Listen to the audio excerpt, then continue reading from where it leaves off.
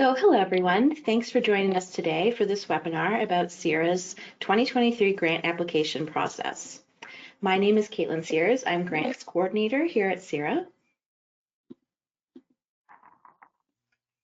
And I'm Maureen James, Community Investment Program Manager at CIRA.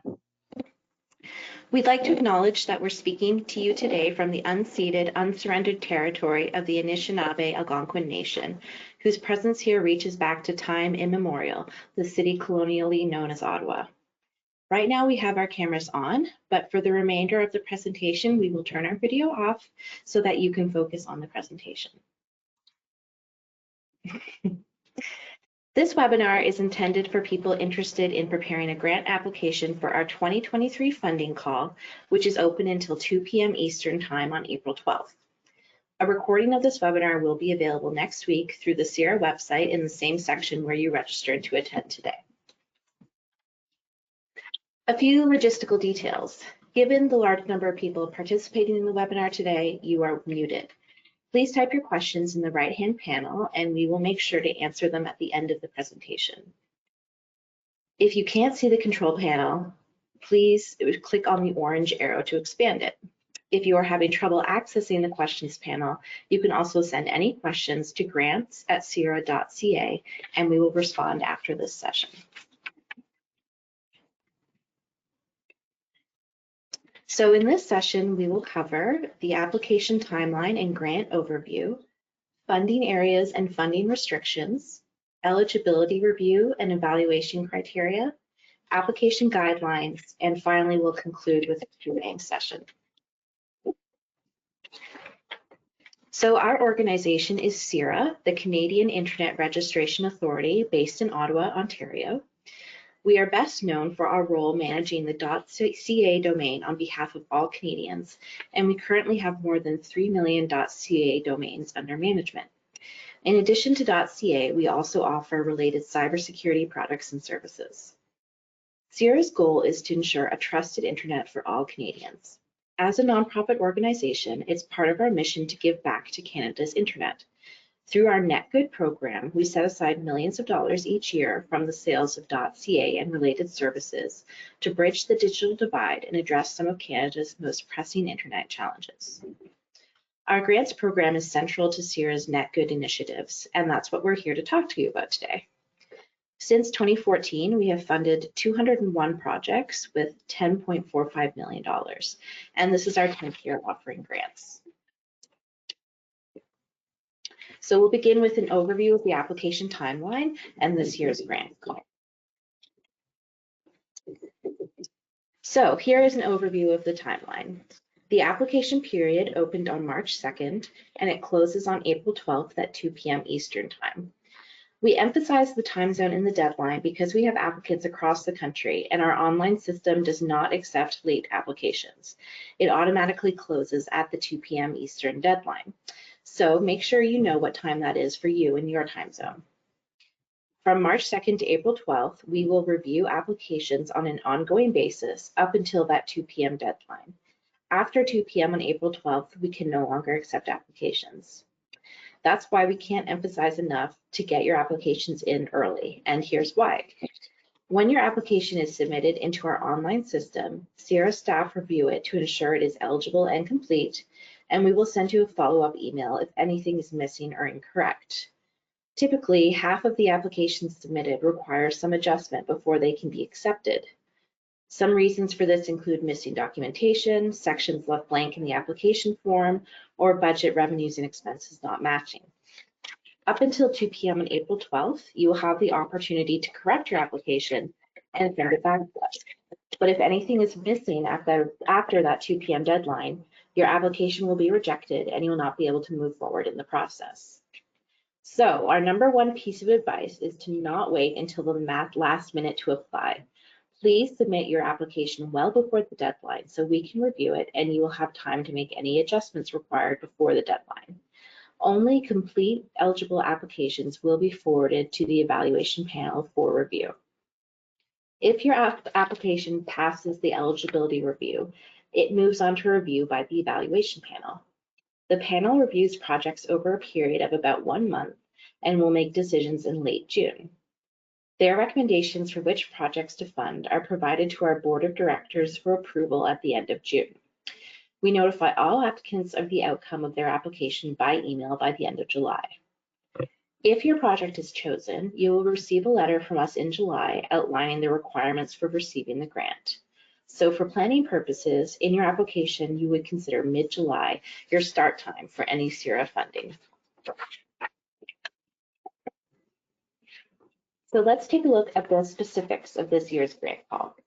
Non-for-profits, registered charities, Indigenous communities, and research institutions like universities and colleges are eligible. You can apply in English or French, and our French webinar is this Thursday, the 9th at 1 p.m. Priority is given to initiatives that benefit Northern, rural, and Indigenous communities and students from kindergarten to grade 12 or post-secondary. We have over $1 million to fund internet projects. Grants are available for up to $100,000. However, grant requests can certainly be lower than $100,000. It's fine to apply for $25,000 or $40,000 if that's what you need. We grant projects of all amounts. Projects are intended to be approximately 1 year in duration, and we favor projects for which the results can be sustained beyond that initial year for lasting impact within their communities. Eligible applications are reviewed by CIRA's Community Investment Evaluation Panel, which is made up of 13 people, including 4 CIRA board members and leaders in Canada's internet space from across the country, representing the target funding areas of the beneficiaries. Some groups are not eligible to apply. These include schools, libraries, municipalities, and businesses. However, there are always opportunities for partnerships. For example, a nonprofit, charity, university, or Indigenous community can be the lead application in partnership with these groups like schools, as long as they take responsibility for project oversight, financial management, and have a role in execution. Additionally, anyone who has a current active grant with us is ineligible to apply. If they have not completed their final report, they are ineligible for another grant until that report has been submitted, reviewed, and signed off by CIRA.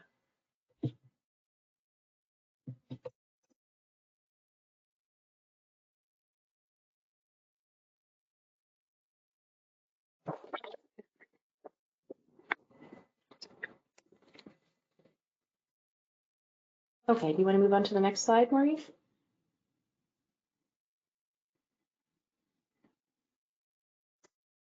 There we go. If you are familiar with our grants program or have applied for a grant before, there are a few key points to keep in mind for this year. We will go into what the 3 funding areas are shortly, but you should know that digital literacy is no longer a funding area, and policy engagement is a new name for a returning funding area. There is no longer a grant of $250,000 available, so grants are available for up to $100,000. And letters of support from the community are now required to demonstrate that applicants have consulted the community about the project and developed relationships with community stakeholders. So now we'll go into the funding areas and restrictions, and I'll hand it over to Maureen to talk about those. And my audio came back just in time. So this is fun. The whole connection to the internet disappeared for me, but thankfully not for you. So yes, we have 3 funding areas this year. As Caitlin mentioned, it's a little bit different from last year. We have infrastructure, online safety, and policy engagement.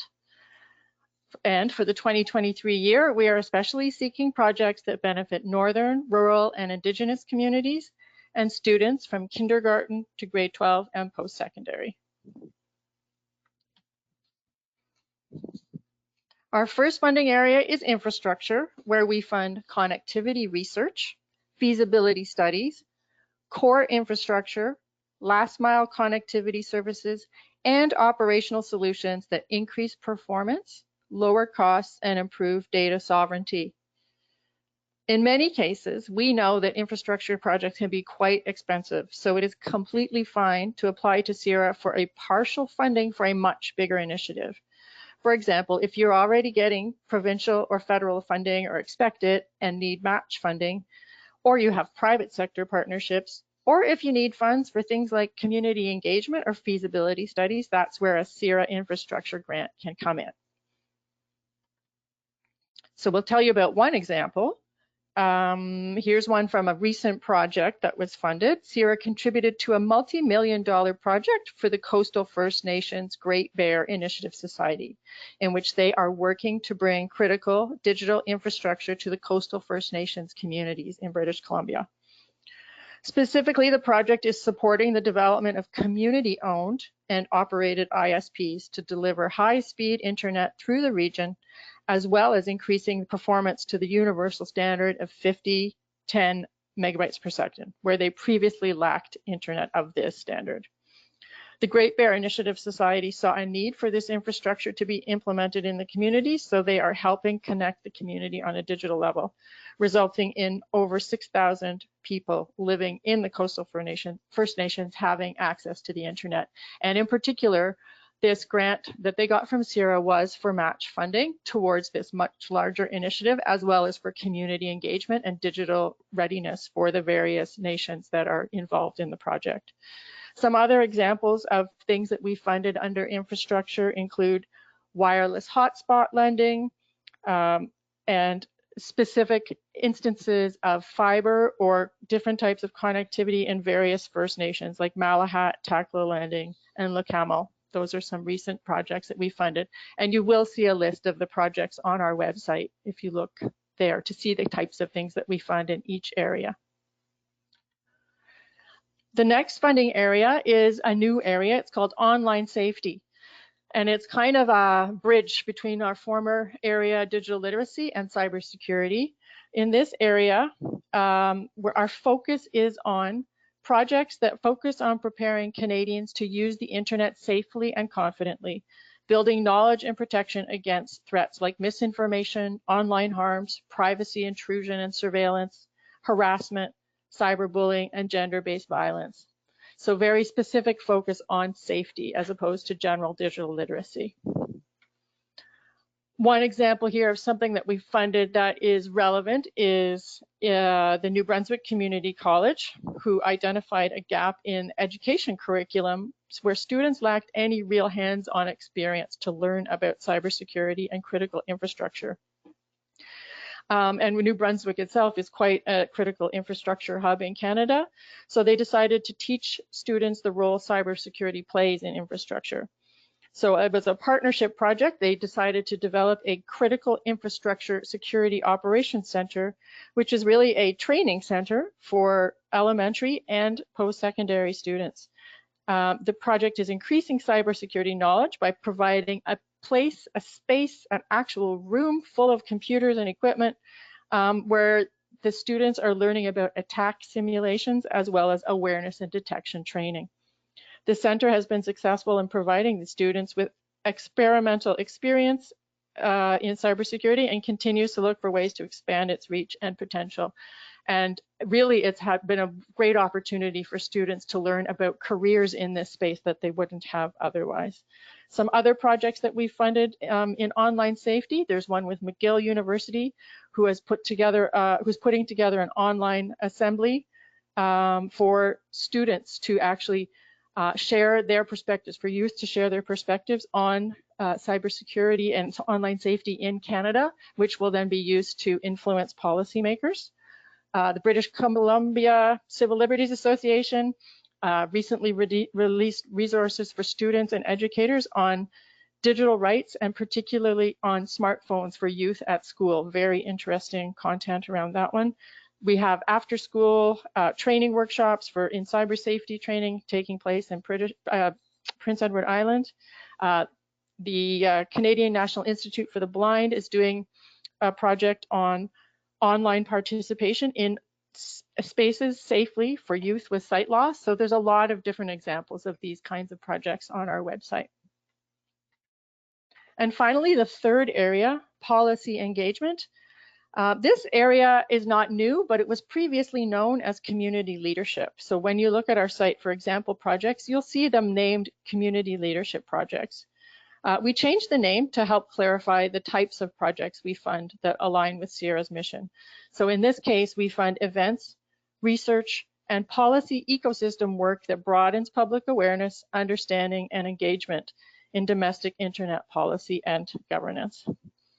So one example of a project we have here from the past was the Acorn Institute of Canada, received funding several years ago for research into the affordability barriers around digital access in communities across Canada.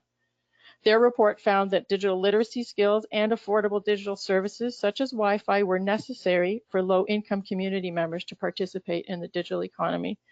And the report amplified the voices of marginalized community members and empowered them to advocate for increased access and affordable access in the digital economy. So that's one example. Another one more recently was with the First Nations Technology Council, who are developing a multi-year Indigenous digital equity strategy across all BC First Nations. So those are examples of what we do fund. And I'll touch now briefly on what isn't eligible for funding.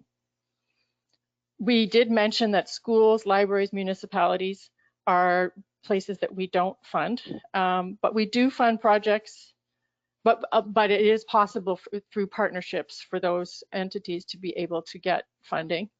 Things we don't fund: online services, projects that focus on delivering an online service, such as building an app or online platform or developing online content. Those are not eligible. End user equipment for individual use, web design projects, or generic IT training. Other funding restrictions include projects that seek to fund major travel expenses, or just to cover an organization's core operations, fundraising, or past expended amounts. And then we also would prefer, we don't fund area for market research, projects focused outside of Canada, or for projects where the budget is more than 25% equipment, unless, and the one exception to this rule is unless it's for an infrastructure project where so much of what goes into an infrastructure project is equipment. So that gives you an outline of the things that are not eligible to include in a budget or in a project. I'll talk briefly now about the eligibility review and evaluation criteria that are used when your submission is made. So we may have mentioned the deadline is April 12th, 2023 at 2 p.m. Eastern.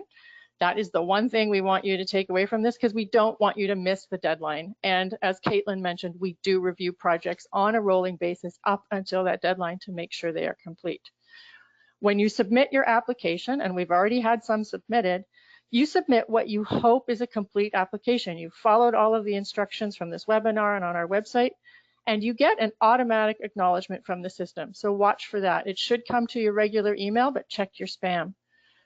Just by getting that acknowledgement doesn't mean your project is eligible. It just means the system has received it. Staff then review the application for completeness and eligibility and follow up within 2 days if additional information is required. And at least 50% of applications have needed some follow-up.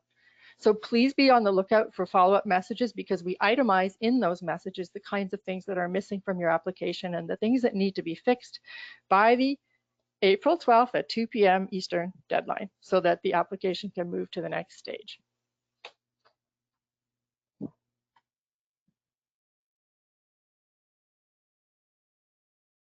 Now, all of what I'm about to say here about materials for submission is available on our website at cira.ca/grants, but this seems to be the place where applicants need the most direction.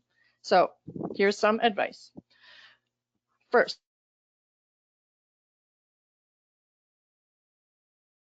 there are several documents required for a full submission. This includes a completed application form and a project budget. Everybody has to do that.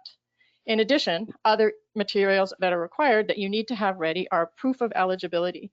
So that is a documentation confirming your organization's status, how it's registered, whether it's charitable, your incorporation documents. For academics applying through universities or colleges, for those institutions, we need the researcher applying under the auspices of that institution to provide a letter confirming that you are employed by the academic institution.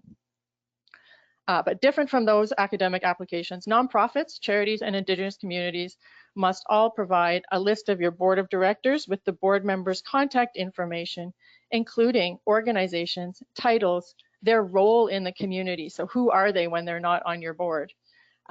Same thing with for Indigenous communities. We would need your leadership band council information. We also need a copy of your most recent audited financial statements. Not every nonprofit or charity has those, but if you don't have them, we do accept financial statements that have been reviewed by an accountant, so signed by the accountant or with a letter from the accountant, and they have to be signed by 2 members of your board. So sometimes for very new organizations, this can present a problem because they don't have that information ready. So generally, organizations that have recently incorporated may not easily find that they have the documentation that they need to be eligible, in which case they really need to show some kind of financial track record that would give our evaluation panel confidence in funding that project. The third thing you need is a current year, so 2023, January to December operating budget. We need at least that period. If you have longer, that's great, but a current 2023 operating budget for your whole organization so that we know where your project fits into the context of your whole organization's financial picture.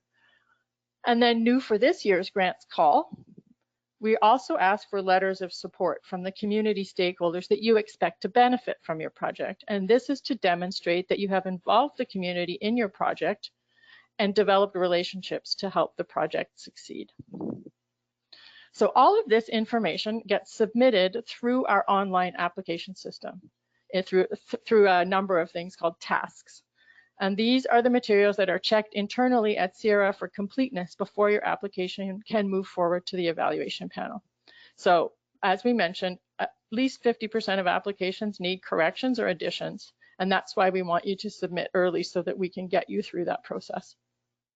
You don't need to provide anything else, no additional documentation, just what's required and requested in the online application system. The panel only reviews the items that are required for the type of organization that you are.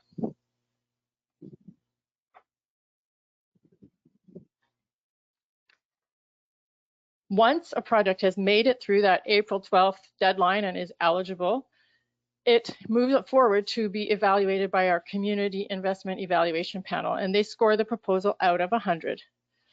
The panel will be looking for 5 main things. Alignment with the target beneficiaries, so that's rural, northern, and Indigenous communities and or students, K-12 and post-secondary, so showing that those are the main people that are going to benefit from your project. They look for a very solid, clear project plan so that they can see how your idea is going to unfold, and a realistic plan that shows enough detail that they'll understand the steps that will get you to the final product. We look for community engagement or community support, and we look through that through how you describe the relationships that led to the development of the project, but also support letters from the community, at least one support letter. And then outcomes and sustainability is about what is the longer term vision in terms of the project impact and how you will carry forward the work that is completed through the project after the project is finished. And of course, we look for a reasonable budget with the CIRA request specifically identified in the budget. We can't predict for sure what happens in any given year, but we usually receive over 100 applications that are eligible each year. And due to this high demand and our limited funding, we normally fund fewer than 20% of the projects submitted. Last year, we funded 16 projects out of over 100 applications. So there is a lot of competition and there's a lot of awesome projects in Canada. So we really wish there were more funders in this space, but we're trying to do the best we can with what we have. So really encourage you to put in projects that are very aligned with the evaluation criteria and the 3 funding areas. Now we'll discuss the application guidelines and process, and Caitlin will take you through this part. Thanks, Maureen. So a super useful reference to refer to before you decide to apply is the sample application form on our website. You can view a sample copy of the entire application form showing word counts and expectations. We provide explanations throughout the form to clarify what is being asked of you with each question. Some people use the application form as the sample rather, as a guide to drop their responses offline in another document before cutting and pasting into the online application system when you're ready. If you have a slow internet connection, this might be a good way to approach it.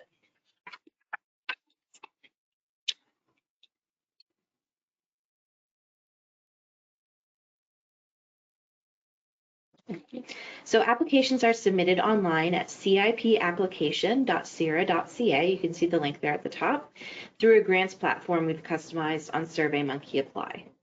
You can go directly to the site address, or you can find the link from the How to Apply section on our CIRA grants website, which is cira.ca/grants. If you've never applied for a CIRA grant before, you will be new to the system, so you can use the register button in the upper right-hand corner to create your account. If you've applied before, your account will still be in the system, and you can log in under the email address of the past applicant. And if you've forgotten your password, you can change it there as well.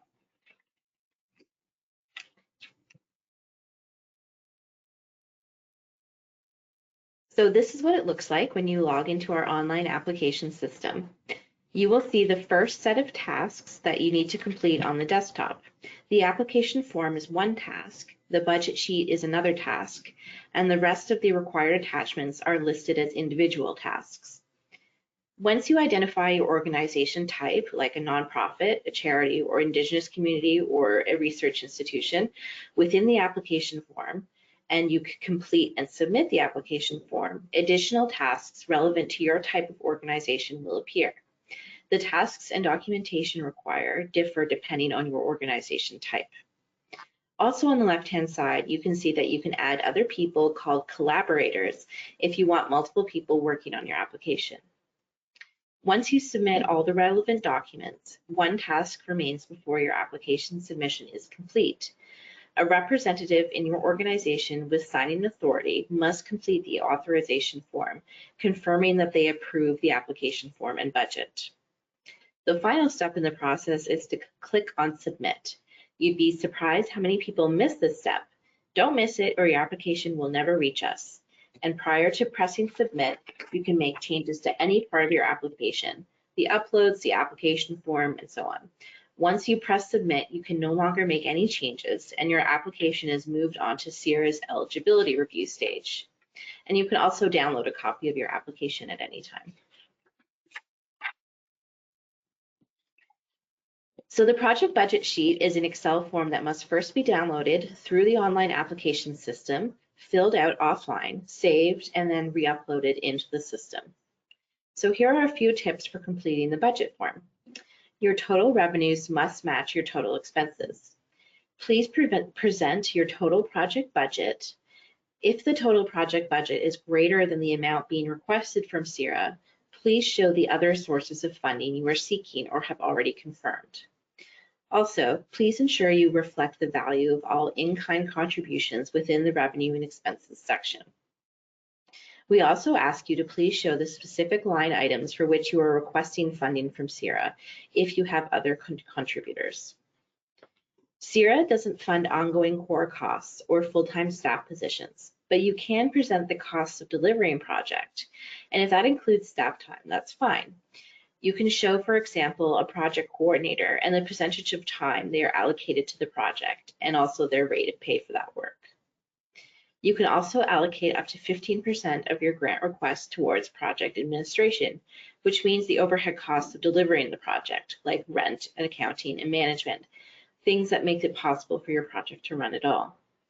For each project expense line, please explain how you arrived at your estimates and provide detailed cost breakdowns where possible.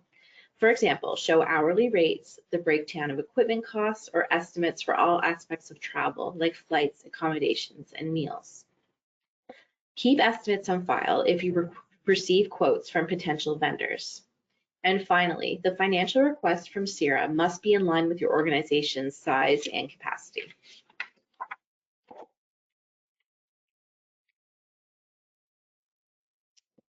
Now we will start to wrap up with some key points. We provide a full list of past projects that we encourage new applicants to take a look at before applying. 2021 and 2022 projects are the most relevant ones, but keep in mind that our 2023 funding areas have changed. We only accept one application per nonprofit or charity. However, universities and colleges can submit multiple applications as long as the lead researcher is different on each one. Most importantly, we highly encourage everyone to apply well in advance of the April 12th deadline. This is because most applications have gaps in documentation. Applicants should watch for a CIRA email asking them to resubmit the application with the missing documentation. And if the fully completed application is not submitted by April 12th at the 2 p.m. Eastern deadline, the application is deemed ineligible. So watch your inbox and junk mail after you apply for emails from grants@cira.ca or noreply@mail.smapply.net, which is the SurveyMonkey email, as you may receive notice that we are missing documents for your application.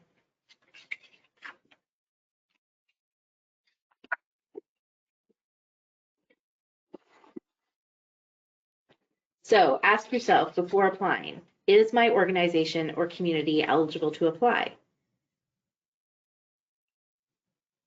Does your project fall into one of the three funding areas: infrastructure, online safety, or policy engagement? Does your project benefit people in northern, rural, or indigenous communities, or students from kindergarten to grade 12 or post-secondary students? Have you prepared all the materials you will need for your submission? They are listed on our website, and don't forget that now you are required to have letters of support from the community as part of your application. So based on our experience, some of the main reasons why applicants are not successful include incomplete documentation. Applications are rejected if documentation is missing or if it does not meet the stated requirements. Lack of clear alignment. The activities may not clearly align to the aims of CIRA's three funding areas. For example, projects that build online content and networking platforms are not eligible. Resources, tools, or research developed must connect directly to one of the three funding areas. Unclear project outcomes. The activities may be described in the application, but the intended outcomes and impact of the project are less clear. CIRA is interested in knowing the specific changes you expect to result from your initiative. Concerns about the project budget. For example, if certain project costs lack detail or are perceived as too high or unnecessary, the project may be ranked lower. Also, the financial request must be proportionate to the size and capacity of your organization, and all in-kind contributions from your organization and others should be reflected. High demand. Probably the biggest reason applications are not funded is because we receive hundreds of applications and there are only so many we can fund. As Maureen mentioned earlier, last year we received well over 100 applications and funded 16.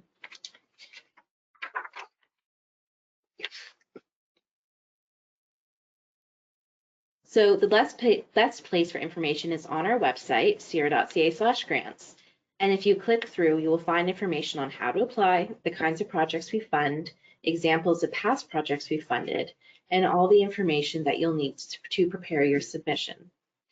Our blog is also a great resource for information about CIRA's work generally, and we recently published 2 blogs about the grants program and tips for applying that you can check out as well. You can reach us by email at grants@cira.ca, and you can also check out CIRA on our social media channels where we are promoting the grants program as well.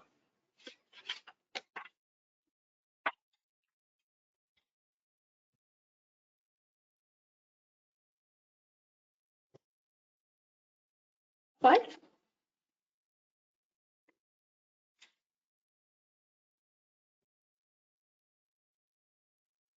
Okay, so the next slide is about how to contact us.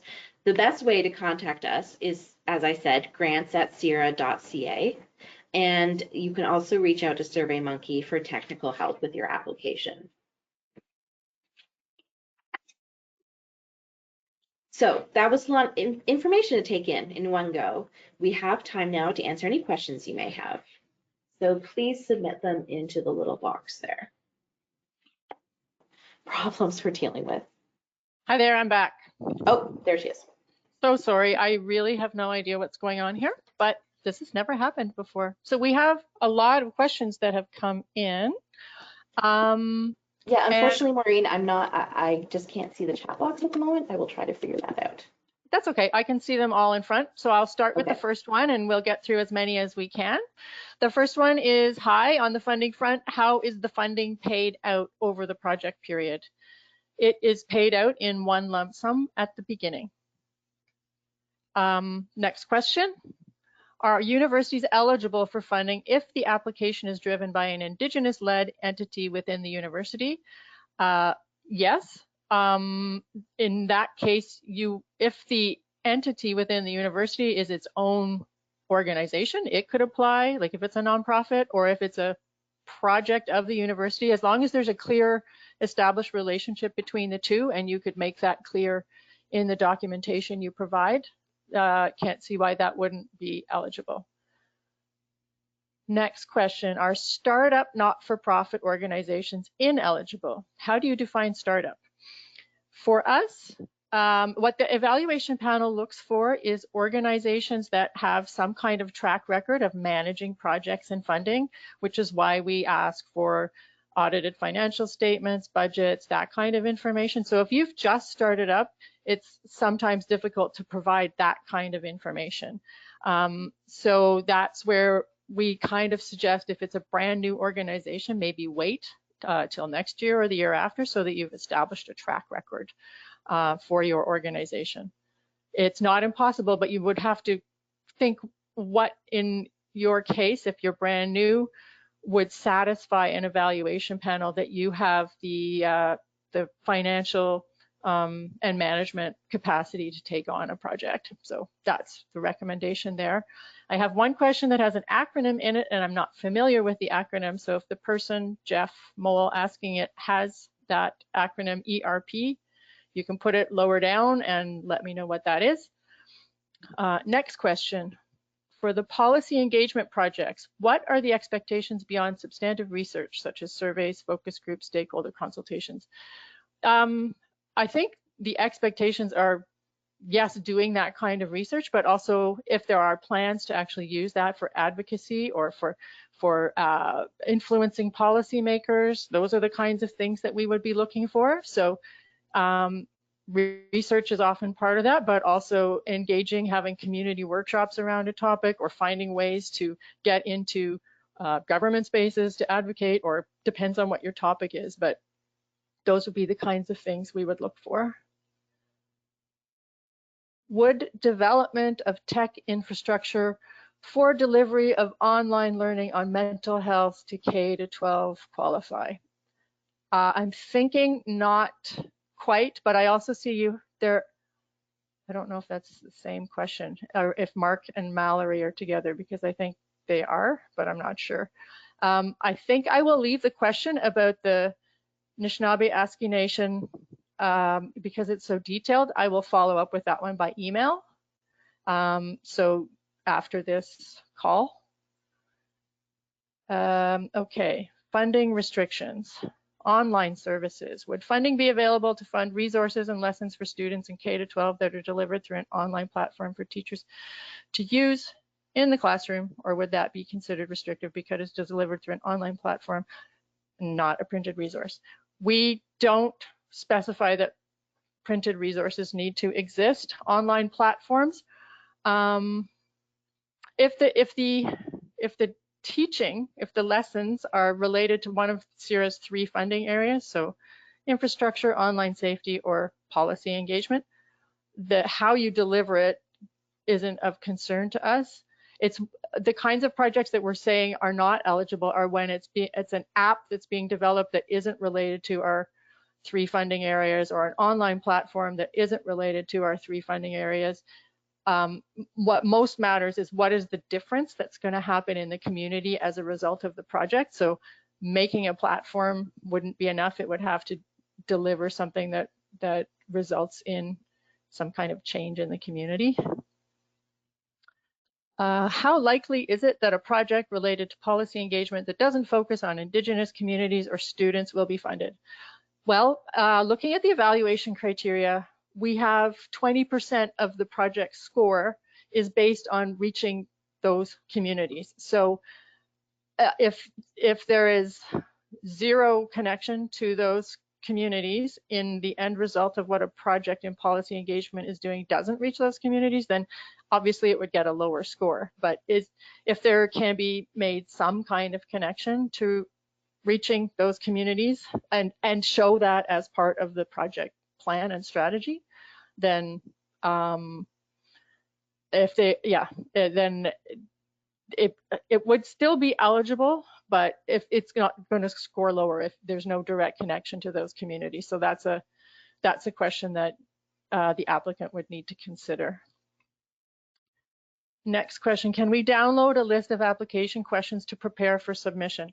As Caitlin said, all of the full application form is available online on our website. You'll see the sample application form and the word counts, and that is you should be able to access that to prepare offline.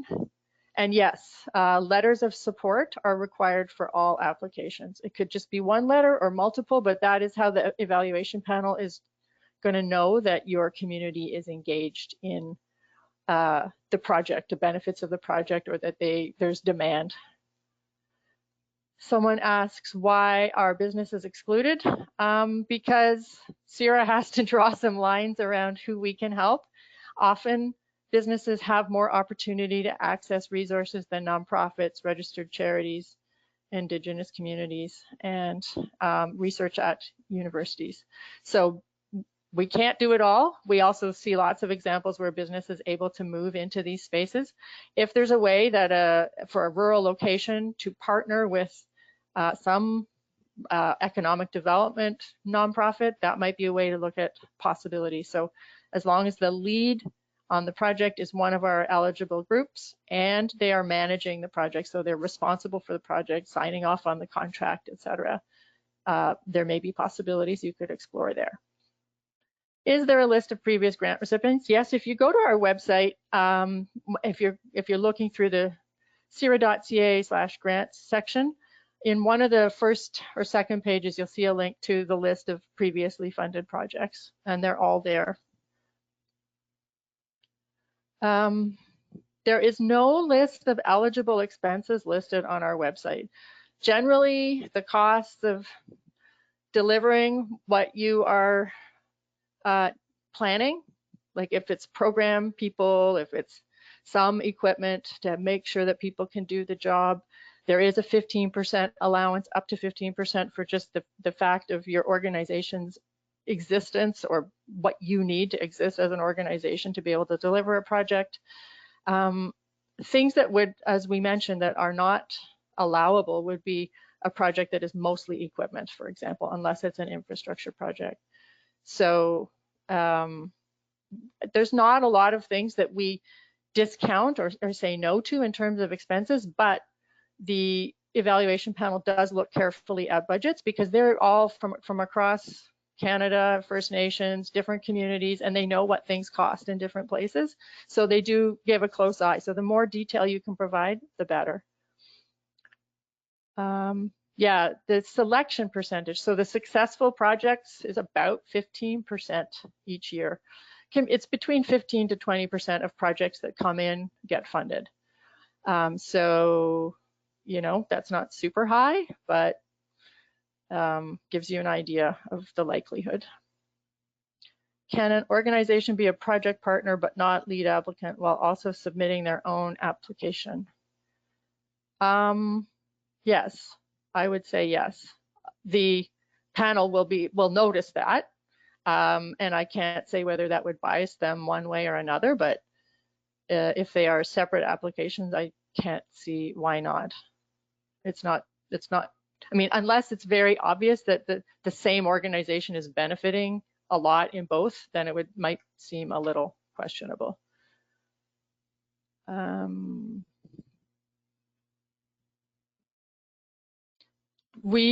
There's a question about how do we define a community partner? We don't have a strict definition. What we want to know and hear is who, if you're planning to benefit a group of school kids, would you be able to get a letter from parents or from the school or from some, like, it really depends on the community you're trying to reach. I'm trying to there could be a community association or someone, like, obviously when projects are being planned, people have in mind who's going to benefit. But to what CIRA is looking for is, okay, how are those people been involved in what you think is a good idea? So it's really trying to make the case of there is some people that are waiting for this project to be done and they need it and they want it, and so what's your proof? And so finding a way to demonstrate that to us through the letter of support is what we're looking for. And they are required for any of the 3 funding areas. Public libraries is a question. So they have been funded in the past if they're incorporated as a nonprofit. Some are, some aren't. So that's where the question comes down to is, does the institution that's applying fit in with our eligibility, our eligible groups, whether it's nonprofit, registered charity, Indigenous community, or research institution? And yes, this is recorded. We will be putting this recording, such as it's been with a few little hiccups, available on our website so that you'll be able to come back to it within the next few days. We say within the week. And the copy of a presentation we don't normally share because it's all in the video. So, and most of it is all available on our website anyway. School partnerships. We haven't done a lot of school partnerships. What school partnerships would consist of a nonprofit leading something and then delivering through a school, or maybe they're using the school as a venue. We don't have examples of successful school partnerships. That's what's being asked for. Digital literacy no longer being our funding area now that we've shifted it to online safety so a lot of projects that we would receive would be about teaching basic internet skills. Now what we're looking for as a focus is how do you help people understand, for example, cyberbullying, or if we're talking about K to 12, how do we help people protect their privacy online? What types of things should they be looking for that are unsafe? So that would be what could fall into online safety for a K to 12 program. There's a lot of questions here. One question is, are there specific project outcomes that we are looking for? Nope, the project is yours to identify how you want to do it and what you're hoping for, and that will be assessed as whether those outcomes are relevant to the overall areas that CIRA is interested in. Is the City of Toronto included in the region? Applications can come in from anywhere across Canada. The ones that will be ranked the highest are the ones that serve rural, northern, and Indigenous communities. So Toronto does fit into that in all sorts of different ways. And it could be that an organization is based in Toronto and is delivering service elsewhere, so that wouldn't exclude somebody.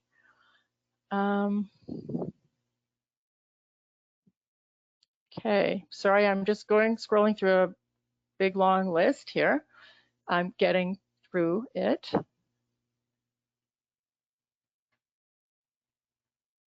Would a request to fund Wi-Fi 6 deployment in a rural Ontario location that's only fed by satellite be considered?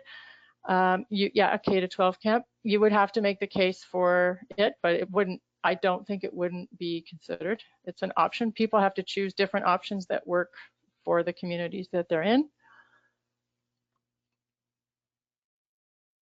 The grants are not absolutely restricted to only northern, rural, and Indigenous communities. The other area is students K to 12 and post-secondary. And we do accept applications for any projects. It's just that the priority is given to northern, rural, and Indigenous communities at this time. And that is reflected in the evaluation criteria and the scoring.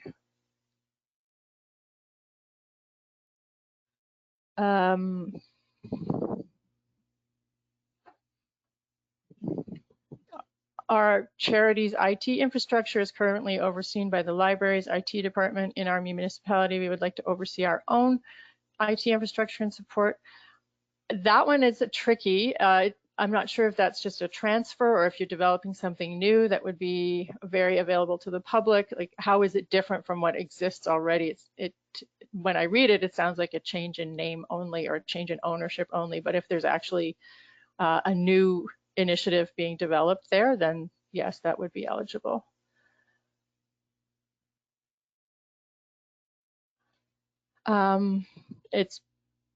Are we allowed to partner with nearby communities that have applied for another grant?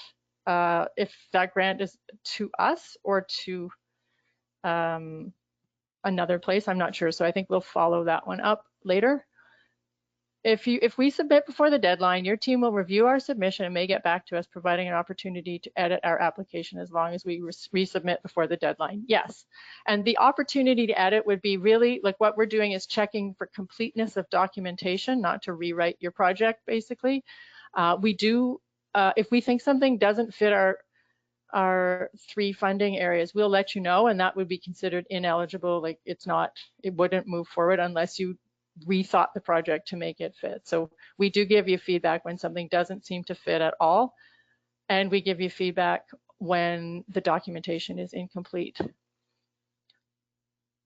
How far in advance? We prefer as much far in advance as you can. We will certainly review applications up until the deadline, but you can imagine that, and unfortunately Easter falls right when our deadline is this year. So again, plan ahead. We probably should have flagged that. So ideally the week before Easter is when you should be getting your applications in, because those last 2 days, those last 2 work days are going to be incredibly busy with reviews. And if we can't get to yours, we can't get to it because it's too late. So do your best to try to get it in before Easter. Adult senior training, online safety, you can try it. It's not necessarily our focus area with the rural, northern, and indigenous, but depending on where you're located, might be. So potentially give that a try. I realize we're getting close to time to wrap up. And hopefully I've hit on most of the questions that are going to help you move forward with this. I think that any that we haven't been able to get to at this time, we do have an opportunity. We have a record of all of the questions that have come in. And your email is associated with it so that we will be able to follow up with you in the next couple of days after this webinar to answer any further questions. So I think what I should do now is let you all digest all of this information. Thank you very much for your attention. I know it's been quite a detail-filled hour. Lots of good material on our website, as Caitlin mentioned, if you want to go back and refer to. The recording of this will be there in the next few days. It will be sent to you. And we will follow up on any questions that have been left unanswered at this time. So I think I'd like to thank everybody, and thanks so much for your interest in CIRA grants. We are very much looking forward to seeing more awesome projects this year. Yes, Caitlin, thank you, everyone. Thank you for coming. Yes. All right. Bye-bye for now. Bye.